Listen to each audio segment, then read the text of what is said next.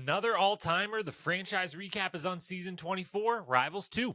Airing July to September 2013, 33 cast members off to Phuket, Thailand for 12 episodes of trying to get along with your worst enemy for a shot at $350K. Two evolutions, one big, one small. The big one, a twist I love so much, was the opposite sex got to vote in the second elimination participant, making the house politics this season very, very fun.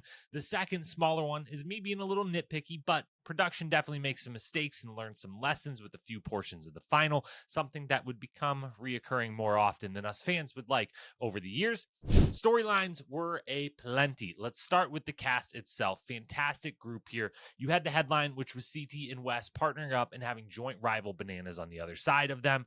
Johnny being partnered with Frank, who he had never met but had had the most minor of Twitter exchanges with, if only social media beef was still so simple. You had a great rookie class here, headlined by Cook, Marlin, Jordan, and Jessica, three of whom make the final. There were some OGs like DM, Anissa, CT. There were some people who got shown in a new spotlight like Kara, who was finally free of Laurel or Abram in a challenge house and was a late add after Naomi had to leave the game in episode 1. We get to see her in a new light. The cast overall, fantastic. There was a bunch of romance this season. CT and DM part 4, I think we're on now. He starts the season off by hooking up with Anastasia, and after denying it repeatedly, even though it's literally on the creepy closet camera they had this season, she would eventually smack him, kick him in the balls, leading to one of his great confessionals ever. Quote, "First fight I ever lost on the challenge," end quote. Eventually, though, he and DM would reconnect. They have a few very cute moments, like when he got the bed and the sheets all ready for them, only for her to pass out snoring the moment she laid down. So he throws the extra blanket on the ground, sleeps next to her, not in the bed with her. Very, very cute. Sarah and Jordan notably hooked up this season, also on that creepy closet camera. But I've got to say, and I'm a little sorry for saying it, but it was super steamy and hot. So I'll give them that. The camera worked for this one. Mostly pointing this romance out, though, as brief as it might have been, because these two come back as exes and, of course, win that season. And finally, there was Marlin, who openly discusses his bisexuality on this season in a really positive and awesome way. He and Derek hook up, with Derek being super respectful about trying to make it, secret, not knowing if Marlin was out or not. He eventually has a moment with Nani as well, amongst potentially others, and all of it against the backdrop of a really shitty moment where Knight makes an attempt at a joke during a game of charades that is pretty insensitive. Drama was everywhere. You looked as well. Frank was yet again all over the map, claiming he wanted to be better, but constantly getting in yelling matches of his own creation. Trishelle has a really rough moment this season, saying some pretty insensitive things to Anissa, who handles that and also plays vet sounding board for Marlin during that other situation we referenced. Both of them handled like a champ from Anissa.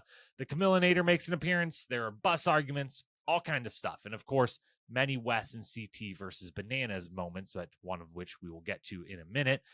Competitively, the women's side just sees Paula and Emily dominate like few teams before or since. They win 6 of the 9 dailies, never see an elimination, kick ass in the final to get Emily's first, Paula's second win. Paula, 2-time Rivals champ now.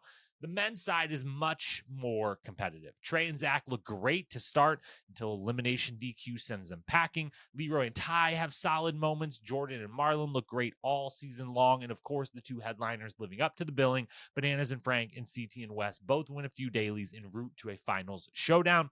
Let's get to some other memorable moments here, which will bring us back to hitting the last couple competitive highlights and kind of mix and match the two of these here. There was Preston knocking CT into the water during the Rampage Daily Challenge, probably the best daily of the season. Kind of T-Bone V3. T-Bone from Rivals 1 had been brought back once more. Now it's brought back for a third time. We learned Jemmy is deathly afraid of ketchup this season when Knight won't stop spraying her with it. The Zach and Trey DQ I mentioned is a big-time moment of the season for sure. Zach, in the moment, not willing to admit what the tape clearly shows, that he did break an extra layer of the break your way down the tower elimination that they played. Trishelle quits the game, which sucks because, well, she's a good cast member, but mostly because it causes Sarah to have to leave as well for the second time, getting DQ'd because of a partner, which is just awful to watch. And then there were the two biggest standouts for me.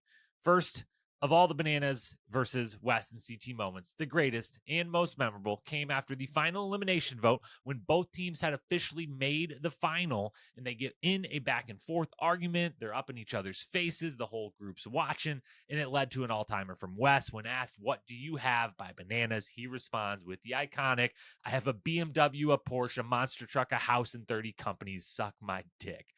Truly, truly memorable and iconic moment. Also, side note, the crux of that argument was what career Bananas would be able to do after the show, which jokes on Wes a little now. He never had to find another career. Then there was the elimination of the year, and one of the true all-timers, Jordan and Marlin versus Leroy and Ty in Last Chance, which for football fans out there, we call this the Oklahoma drill, and it's outlawed in a lot of states nowadays for high schools or colleges to use. Two-person hall brawl, sort of. One defender starts in the middle, the other teammate behind them with a running start trying to get through the pile-up and to the bell on the other side. Think 2-on-2 hall brawl, more or less. We'd seen Derek and Rob take out Dunbar and Tyree to start the season, a very good elimination, but this one took it to another freaking level. Insane battle between four great athletes going super hard, getting very physical, and Jordan and Marlin managed to pull it out just barely. It's one of my all-time favorite elims. The final then was pretty great. I stand by my long-held opinion that if they didn't eliminate the third team, Jordan and Marlin, after the opening swim and puzzle, that those two, Marlin and Jordan, might have caught up and beat the other guys. The rest of it being so endurance-based, those two in such amazing shape. I think they had a shot if they would have let all three teams do the whole thing, but they were out early, leaving the big showdown. And while Paula and Emily just waltzed to the win on their side, Cara and Cook putting up a good performance, but nowhere close to Paula and Emily. CT and Wes mostly do the same. They slowly pull ahead, and it's never super duper close, even though some of the obstacles were set up for, to greatly favor the team in second or third, hence the evolution I mentioned earlier. It didn't matter. CT and Wes get to the boat first, and CT finally gets his win. It's got drama, romance, a great cast. Headliners make it to the end. Competitive, complete storylines, and everything else you're really looking for. I'm not sure if it's the best season ever, but it is up there in the discussion. It's in the all-timer tier, tied with those other seasons we've put here. All-time tier, grade A. Thanks for watching. Don't forget to subscribe so you don't miss out on the upcoming Battle of the Eras season coverage. Tune in tomorrow for another classic, Free Agents.